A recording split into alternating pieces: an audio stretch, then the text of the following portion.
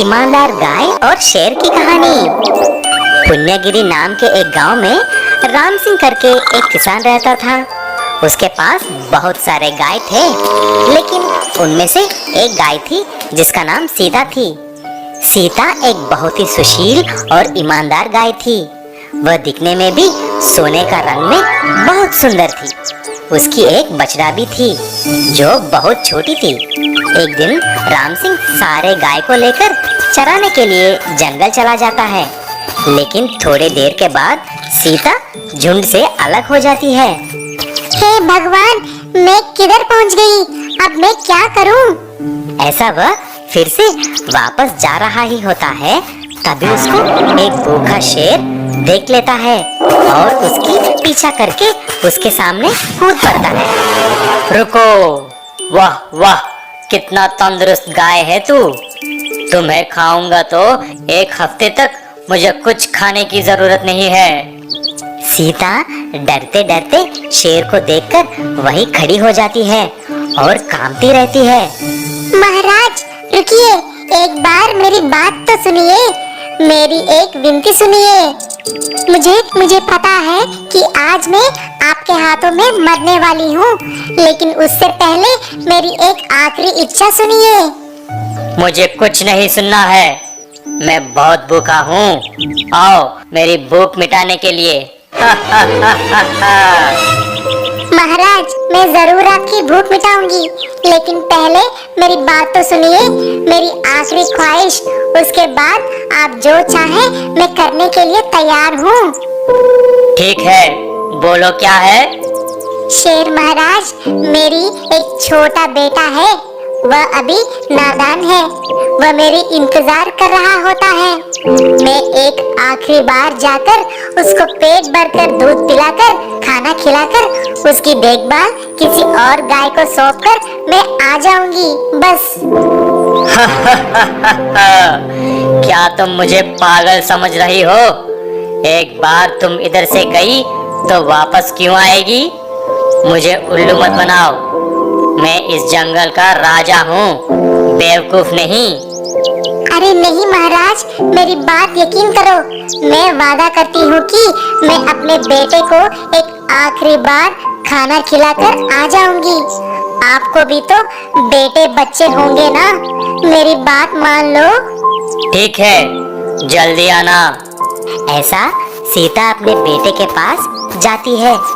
अपने माँ को देखकर बछड़ा बहुत खुश हो जाता है। जल्दी ही उसके पास जाकर दूध पीने लगता है।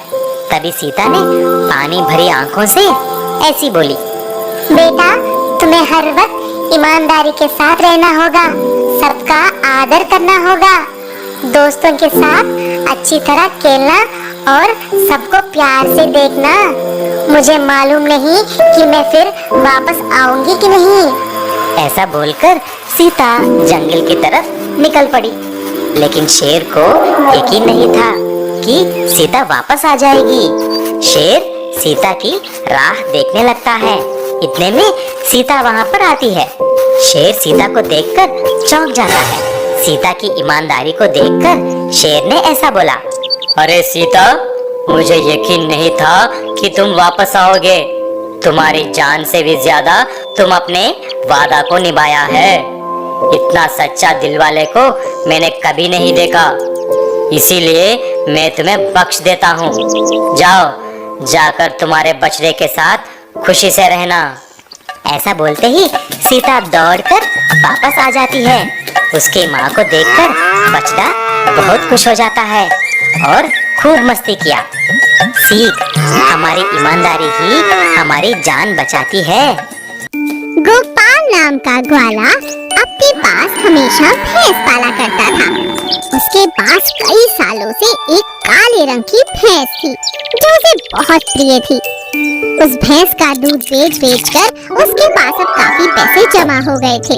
सो एक दिन वो दूसरे गांव से एक सफेद रंग की गाय खरीद कर ले आया।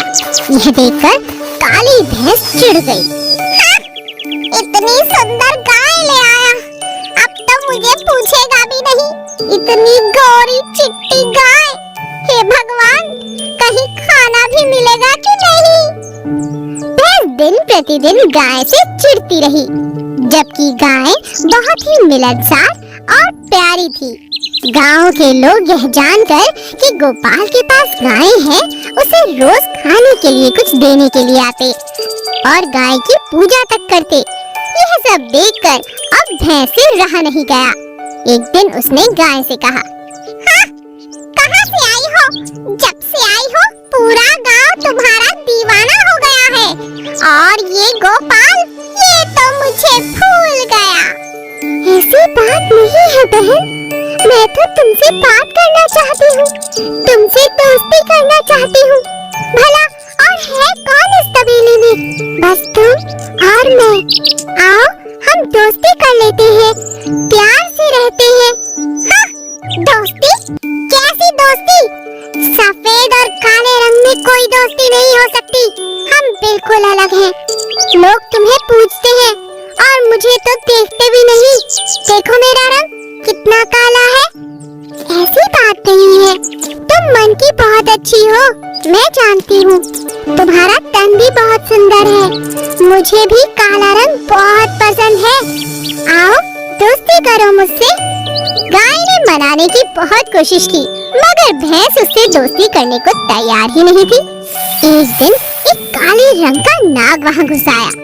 गाय ने जोर जोर से शोर मचाकर भैंस को कहा, अरे बहन उठो, ध्यान से, तुम्हारे पैरों के पास एक बड़ा नाग है, उठो, नींद से जागो। भैंस बड़े मजे से सो रही थी, लेकिन कुछ देर बाद उसकी आँख खुल गई। क्या हुआ? क्या हुआ? इतनी आवाजें सुनकर गोपाल भी बाहर भागा आया। उसने सांप को वहाँ से भगा दिया। यह सब देखकर भैंस का मन गाय के लिए पसीज गया। उसने कहा, अरे सच में तुम गोरी हो और तुम्हारा मन भी उजला है। मैं ही इतनी खराब हूँ कि आज तक तुमसे दोस्ती तक नहीं करना चाहती थी। तुमने तो मेरी जान बचाई है। तुम बहुत प्यारी हो गैया। आज से मैं तुम्हारी दोस्त हूँ। तुमने आज एक अच्छी दोस्त का उदाहरण दिया है। मैं भी अपनी दोस्ती निभाऊंगी हमेशा। और इस तरह गाय और भैंस में दोस्ती हो गई और गोपाल खुश हो गया। लोमड़ी और 7 बकरियां। एक जंगल में 7 बकरियां रहती थी। वो सातों हमेशा साथ रहती थी, एक साथ ही घूमती रहती, एक साथ खाना खाती। उन 7 बकरियों की दोस्ती की मिसाल पूरा जंगल देता था। एक दिन एक हाथी ने कहा, अरे बकरियों की टोली कहाँ चली? तुम सबको साथ देखकर मुझे बहुत अच्छा लगता है। शुक्रिया हाथी भाई। और जब बकरियों को सोना होता तो 5 बकरियां सो जाती और 2 पहरा दिया करती थी, ताकि कोई शिकारी जानवर उन्हें मार न सके। एक दिन एक बकरी ने कहा, अरे सहेलियों, चलो चलो तुम सो जाओ, मैं पहरा देती हूँ। ठीक है, हम लोग सो जाते हैं। उसी जंगल में एक चालाक लोमड़ी भी रहती थी। उसकी नजर इन बकरियों पर हमेशा रहती थी। हाँ, अरे वाह, कितनी मोटी बकरियां हैं। अगर ये हाथ लग जाए तो अपनी तो पार्टी बन जाएगी, मजा आ जाएगा। लोमड़ी हिम्मत करके बकरियों पर हमला करती है। सहेलियों, आओ मिलकर लोमड़ी पर हमला करें, वरना ये हमें खा जाएगी। लेकिन साथ में बकरियां एक साथ लोमड़ी पर हमला कर देती हैं, इसी कारण वो वहाँ से भाग जाती है। अरे अरे बचाओ बचाओ, भागो भागो यहाँ से। लोमड़ी बकरियों से पिटकर दुम दबाकर वहाँ से भाग जाती है, लेकिन वो अभी भी बकरियों को मारने की योजना बनाती रहती है। इन बकरियों ने मुझसे पंगा लिया है, इन्हें मैं नहीं छोड़ूंगी। लोमड़ी छुप छुप कर उनका पीछा करती है। एक दिन बकरियों के बीच पेड़ की टहनी के हरे पत्ते खाने को लेकर कहासुनी हो जाती है। अरे ये क्या कर रही हो? ये पत्ता मेरा है।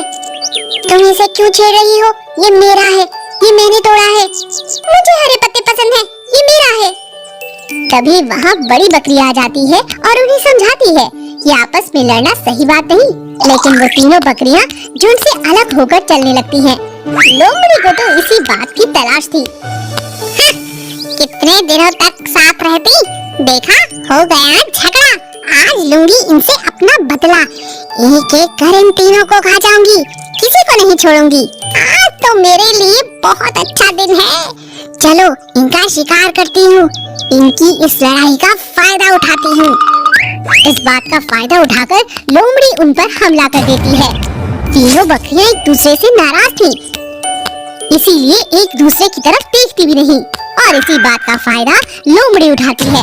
एक एक करके वो तीनों बकरियों को खा जाती है और फिर बाकी बकरियां यह सब देखकर हैरान रह जाती हैं और समझ जाती हैं कि हमेशा एकता में ही बल होता है। लड़ झगड़ कर कोई फायदा नहीं, अपना नुकसान हो सकता है। एक जंगल में बिम्बू नाम का हाथी रहता था। वह जंगल के राजा रुस्तम का बहुत अच्छा दोस्त था। बिम्बू की खास सेवा के लिए राजा ने चिंटू नाम के सियार को कहा, चिंटू सियार, तुम मेरे दोस्त बिम्बू का अच्छे से ख्याल रखना, उसे रोज खाना देना, उसकी मदद करना। चिंटू रोज बिम्बू का खूब ख्याल रखता था। धीरे धीरे वो दोनों अच्छे दोस्त बन गए। दोनों खुशी खुशी खेलते थे। एक दिन उस जंगल में एक कुत्ता आया। उसकी चिंटू से मुलाकात हुई।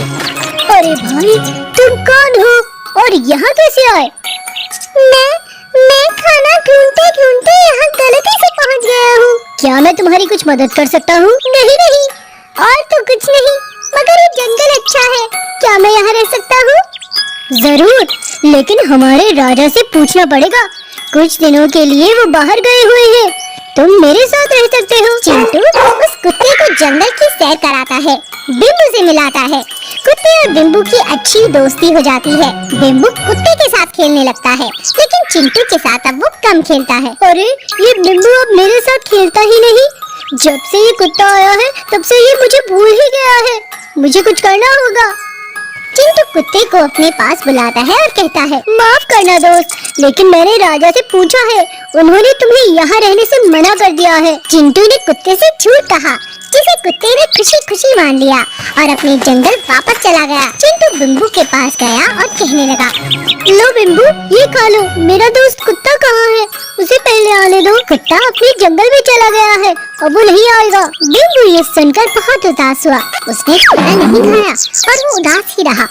बहुत समझाने के बाद भी काफी दिनों तक वो भूखा ही रहा। चिंटू अपने दोस्त को ऐसे हालात में नहीं देख पाया।